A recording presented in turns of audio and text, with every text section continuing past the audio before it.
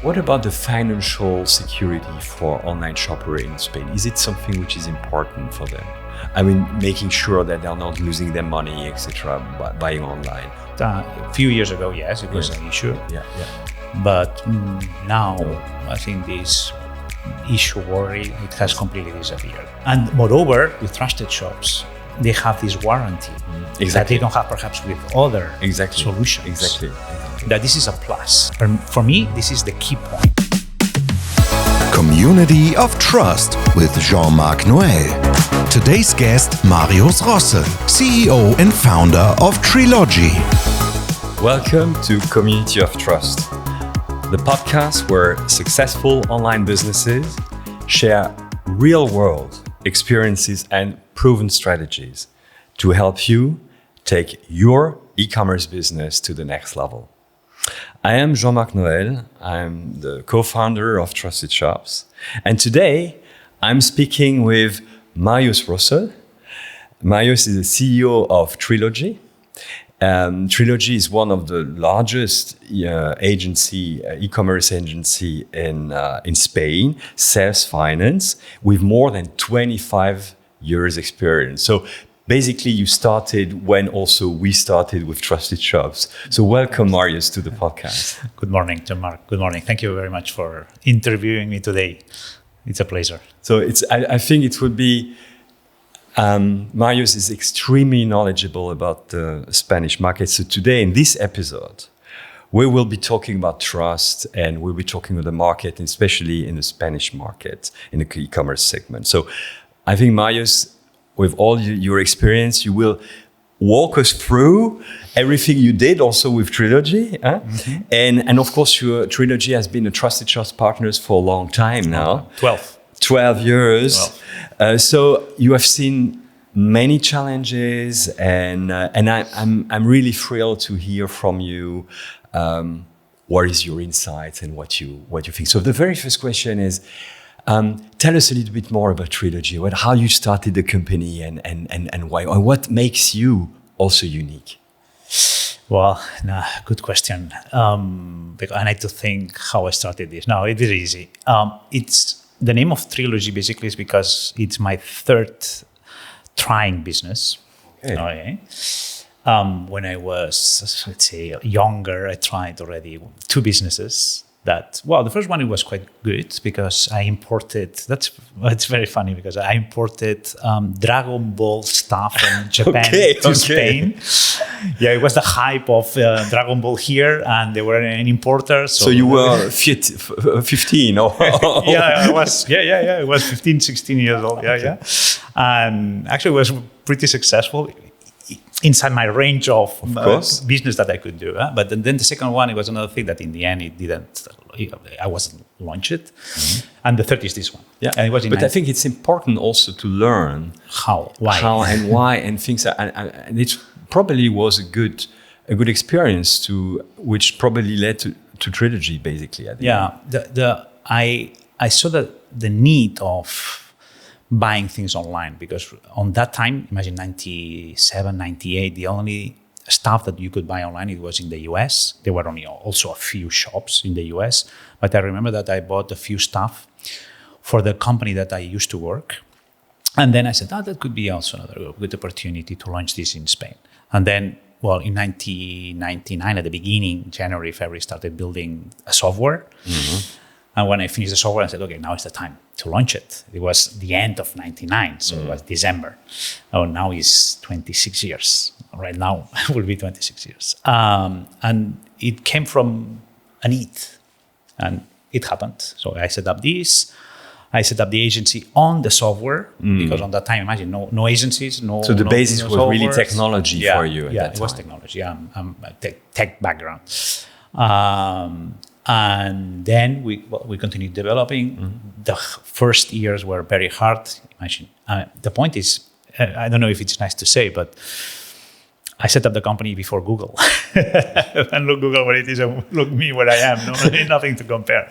Well, perhaps also because we are in Spain. Spain is a small market. Mm. If I would have set up this in the US, probably I would be very big or disappeared also. You never know. You never know.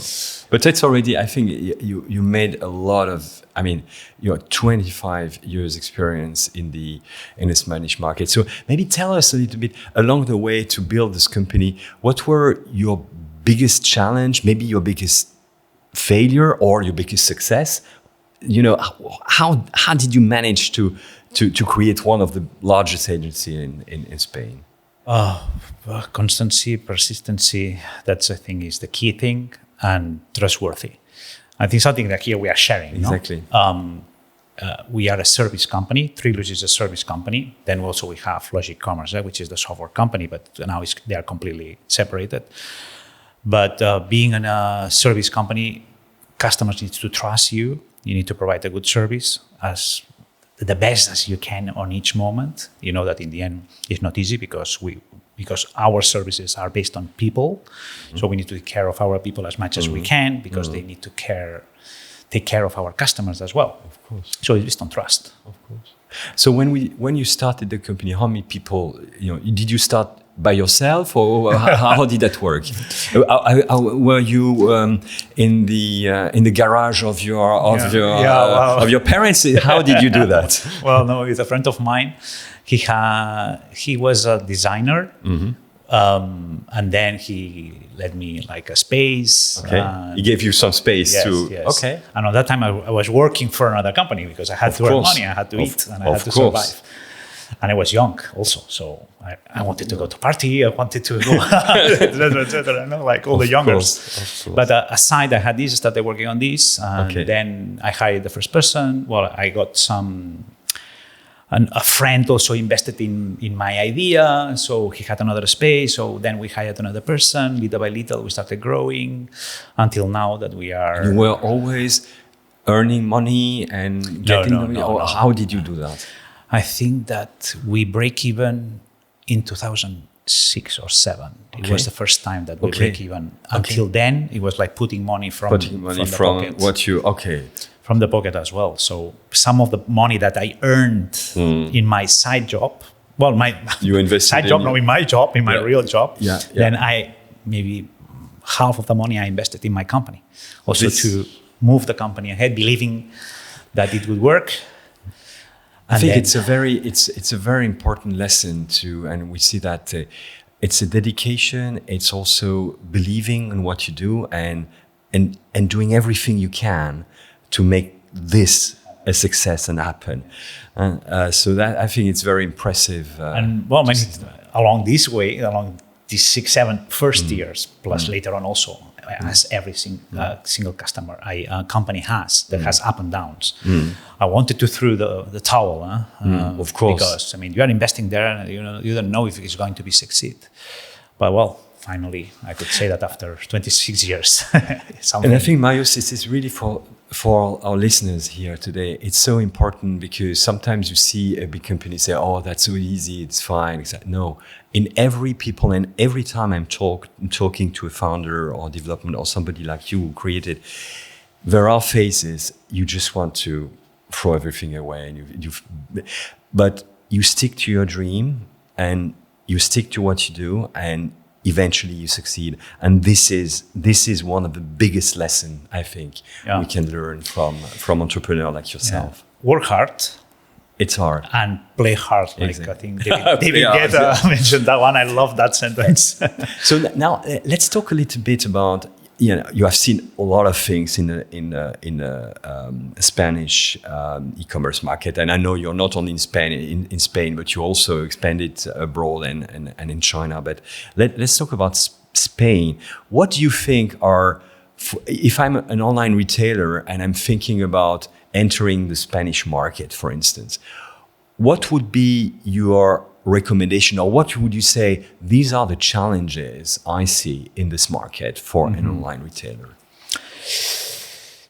I would expand this to other markets as well. Okay. So I think, and also that you mentioned in China, each market has their own specifications, things, because every single market culturally is different, not only for the language, but also for the regions. And Spain perhaps is one of the countries that has these specifications, unique specifications.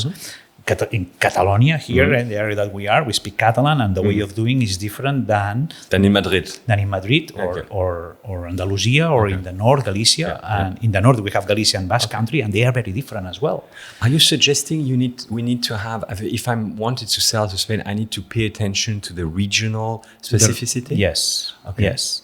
It's not the same selling in Catalonia than selling in Galicia or selling in Basque Country or in Madrid. Or the behaviors of the consumers are different. Can you give one example how do you see that difference, for instance, between here in Barcelona and Catalonia or Andalusia or something like that?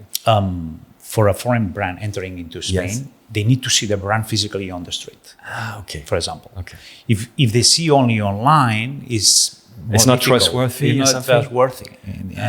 So generating branding is very expensive, but not only online, but also offline, because you need to be there. Of course. We have seen lately, and not only in Spain, but also in other markets, that when a brand enters into a country, what they do is they launch their physical stores in the main streets, so here in Barcelona, in Passeig de Gràcia or in Portal de l'Àngel, and then after 1, 2, 3 years or 5 years, they close it because they got that branding and then they can enter easily, or they have already entered. So I think this is very general, not only for Spain, that we have these particularities, but also in other countries. Of course, but I'm of course interested. We're today in Barcelona. I'm interested to really get a feel of the Spanish consumer and Spanish shopper. So, would you say I get that there are regional differences, but overall, are they comfortable buying online? Do they need a high level of confidence moving forward? What is important for a brand to show in order to attract new customer or keeping existing customer?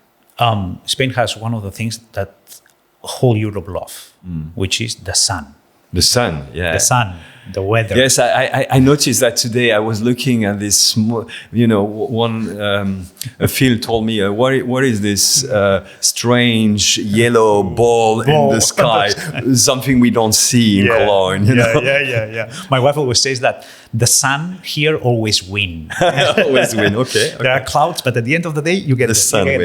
No? So what does that mean? The people love going on shopping. Shopping, okay. Yeah, on the streets, and the people are on the streets, not only in the bars, but also shopping. So the connection between the on and off here, it's super important. So the omnichannel, if it's a place that the omnichannel happens, is here. It's here. Yes, and we set up a lot of all the e-shops that we are setting up are omnichannel, connecting perfectly the on and off. Okay.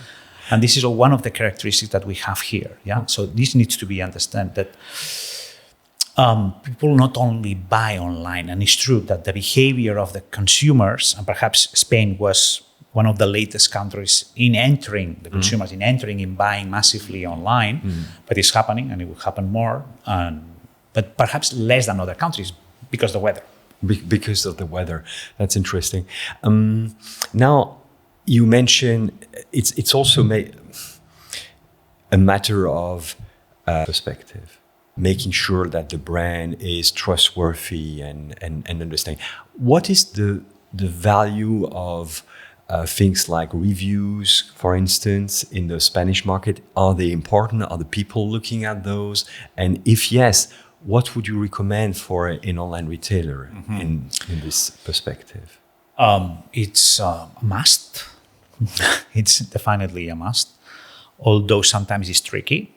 And we know how these ratings work, especially for bars, restaurants, or hotels. Exactly. That's it's tricky because people sometimes they don't face it. No, if you are physically there, they don't face this. Like, hey, you have there, you can complain there. No, I mean, better you solve this in person. No, but it's important because people trust more on this. Ratings and comments. This is very important. And once, I guess that you know more than me, but the cycles of loyalty, it's first family, then friends, then influencers or KOLs, and then other people. So based on this, our customers, the retailers, or even B2B, that maybe we can talk about B2B, they should have this and control it very well and act on this. Now let's speak about, we witness currently a massive shift with AI. AI is changing the way people search, the way people compare products, the way people even buy. What do you think is, especially in the Spanish market, the impact of AI? And what would you recommend to online retailers who just want, I think many are asking the question, what does that mean for my brand in this new world of AI? What should I do there? Well, first, don't get crazy for that. Because these big companies, they want that we go faster, and they try to eat our brain, that this is a need, that if you are not there, you will miss the moment and these things. It's not going to happen like that, fortunately. And also, consumers and brands put the peace on these things. But I compare these to other technologies that appeared all these years, like the Facebook shop, the Instagram shop, the metaverse that had to kill everything. And I even mentioned that would work. No, so not working. I don't know if it's going to work. Apparently, seems that yes, that it will happen. What we are seeing is a shift from Google to AI tools, ChatGPT, Perplexity, others, because we are seeing that the traffic more and more comes from the AI. But if the purchasing process is going to happen in the AI, this is something that we don't know. I'm not sure at all. Perhaps if we compare, I think the biggest competitor of Amazon is the AI. Probably OpenAI. But not the retailer. Otherwise, the retailers, brands, miss that connection with the consumers. So then go to Amazon. No? Of course. What would you do? You have some concrete recommendation for a retailer say, okay, I'm not sure, what should I do? Are there some tools or something I need to, because as you mentioned, the traffic coming from Google is changing and we have noticed, for instance, that since Google introduced this AI overview, for instance, the conversion on the links has been, it's half of what it was usually. And if you think about the incredible adoption of OpenAI, they took, I think, 2 months to hit 100 million users. It's something that was never there. So, and I think many of our listeners think about, okay, what should I do right now? Do you have a recommendation or say, okay, have a look at this and these tools? What would you say? Well, there is a bunch of AI tools right now in the market for B2B, for B2C. I would say more for B2B than for B2C. And we are getting very specialized on that. 2 years ago, when the AI erupted completely in the market, I told all my staff, they said, hey, we need to hack the AI tools. And we need to use a tool for every single thing that we are doing, for improving productivity, etc. But for our customers, for B2Cs and B2Bs, they need to also use it as much as they can. Do you have a favorite tools or something you could recommend? Say, have a look at that tool that was really good. So the people get, maybe after the podcast can go and check on these tools.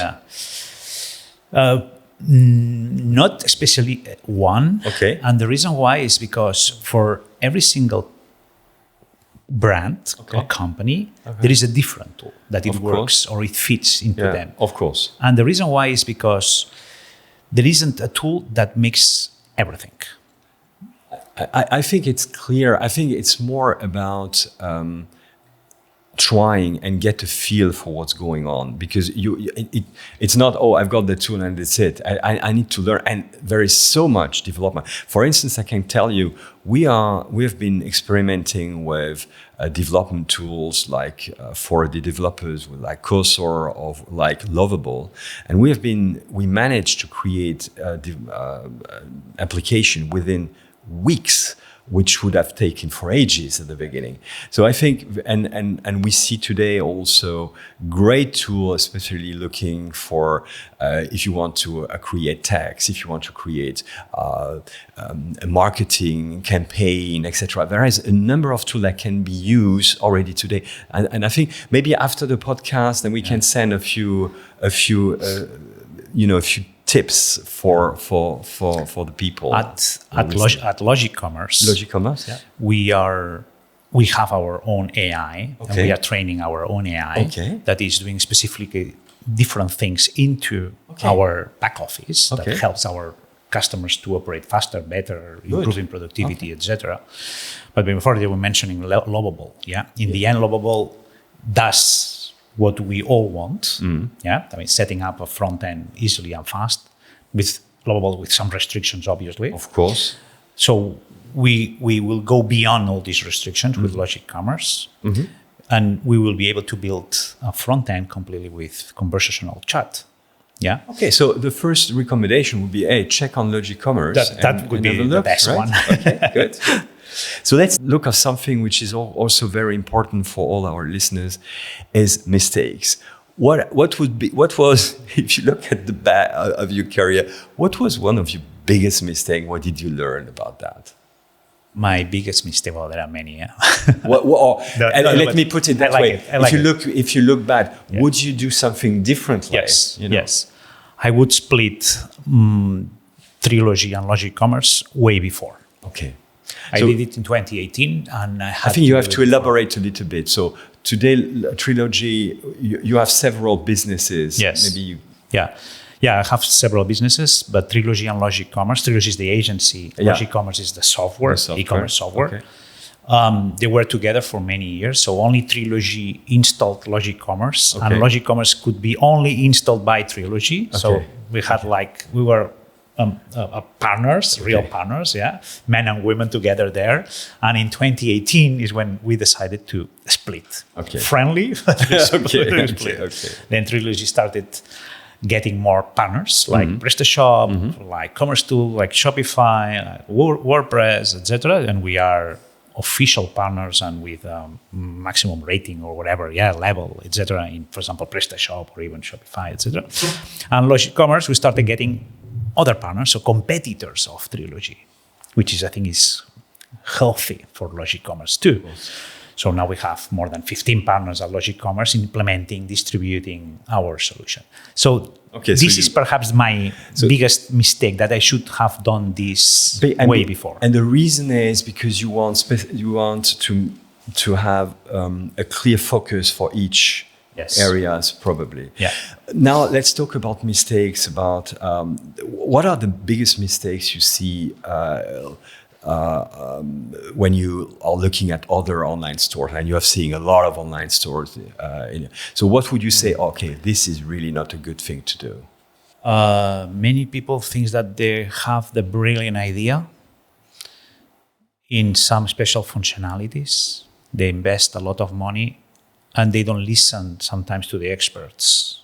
Yeah, not only in TRILOGI. I have seen many other, let's say, competitors of TRILOGI. My partners also are now that they know that we have this. And we all sometimes we speak and we say this. And then they invested a lot of money in that idea. I mean, give us a concrete example of one. You don't have to name the store, so we can really understand. If you look at the store, they did this and this because they thought that was a brilliant idea, but it is not. It's always based in e-commerce. So having some functionality on that e-commerce that would say, man, don't do that because it will not work. Like a long time ago, for example, in subscriptions. Many people think that the subscription is something that it would work. I still think that, this is not working. This is not working most of the times. Because some products are not suitable for being under subscription. Yeah, it's not a Netflix. Of course not. Of course not. I mean, I'm not going to buy a pair of socks or 10 pair of socks every 3 months. Yeah. It's interesting that you say that, because we have a customer in Germany called Snacks.com, and Snacks.com is exactly doing this. Mm-hmm. They are selling at least at the beginning, I think, and quite successfully. I mean, they manage something like they're doing, I don't know, but nearly 100 million euro a year. So I think it probably depends on how you position your products, etc. But the market and different markets. The market. Let's think. Perhaps this in Germany works, but exactly, here no. And that's the reason why I was coming back to the Spanish market and say, if you look at, for instance, what does the typical Spanish consumer expect when you go on a website? Is there, I want to see big pictures, I want to, what is that? Is there anything like that? Or you would say, or it depends? Yeah, well, it depends on the sector. On the sector, obviously. I mean, fashion should show pictures, beautiful pictures. Yeah. We have a very beautiful, nice customer since a long time ago at TRILOGI and Ecommerce, which is called SOS, is a big brand here. Okay. But the pictures that they have are super high resolution. Okay. They're very focused on that. Super. But brands also like Caja de Cartón, that's not a sector, that also they are in trusted shops, or Anamora, that they are also. Let's take the example of Anamora. The pictures that they have are beautiful. They take care of the image very well. But there are other sectors, and I'm going now to the Caja de Cartón, like boxes for selling products. Yeah. They also have very nice pictures, but they focus more on the specifications. Because you want to see clearly what do I buy. Yes, yeah. Okay. So it depends. It really depends. And depends on also the market. You need to show the products in one way or another. So you need to get into the culture and understanding to enter into Spain in this case. What about the financial security for online shopper in Spain? Is it something which is important for them? I mean, making sure that they're not losing their money, etc., by buying online, or is it something which is different? A few years ago, yes, it was an issue. Yeah. But now I think this issue worry, it has completely disappeared. The security that we have right now with all the payment tools are completely covered. And with trusted shops, of course. And moreover, with trusted shops, they have this warranty that they don't have perhaps with other solutions. Exactly. That this is a plus. Yeah. And these brands needs to be, not only brands basically, because brands needs to know. Of course. But moreover, this needs to be shown in the website to the final customer, that if something happened, there is someone there that is taking care of. Okay. And this is, for me, this is the key point of showing that all the specifications that trusted now is giving to the final customer. Yeah. So let's before we are coming nearly to the end of our conversation already. So let me ask you, if let's take the time machine together, and you were starting fresh today, what would you focus on? What would be your recommendation because we have listeners, they're thinking about creating a business or creating an online.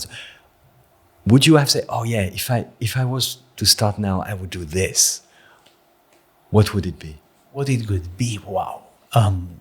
You don't need to. If it's a secret, yeah. No. It was in that direction. I still have one project on my desk. Yeah. There already. I'm listening. Since many years. And I think that I would do that project. I cannot tell it. Okay. But obviously it's online. It's my expertise, so it has to be online. And it's something that maybe I will do it one day.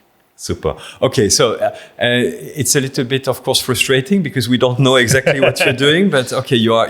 But it's about loyalty. It's about loyalty. Okay, good. It's about loyalty. Okay, Marius, it was really great talking to you. today in Barcelona, in your home turf. Yes, And yes. I'm so glad I have the opportunity to see the sun finally here in Barcelona. So that's a wrap for this episode of the Community of Trust. I hope you picked up valuable and practical tips that can apply to your online store. Of course, if you enjoyed this episode, subscribe to the podcast and, of course, leave a review. Of course. As we know. And because it helps us, of course, reach more online merchants and partners. You can find some more insights and valuable resources at trustedshops.com, and of course become part of our community. So I want to thank you, Marius, for this conversation. That's just really great to see how you develop your business and to learn a few insights about the regional specificities in Spain. So thank you for listening, and see you for the next episode, and best of luck for your online business. Community of Trust. Available wherever podcasts are found. Subscribe today.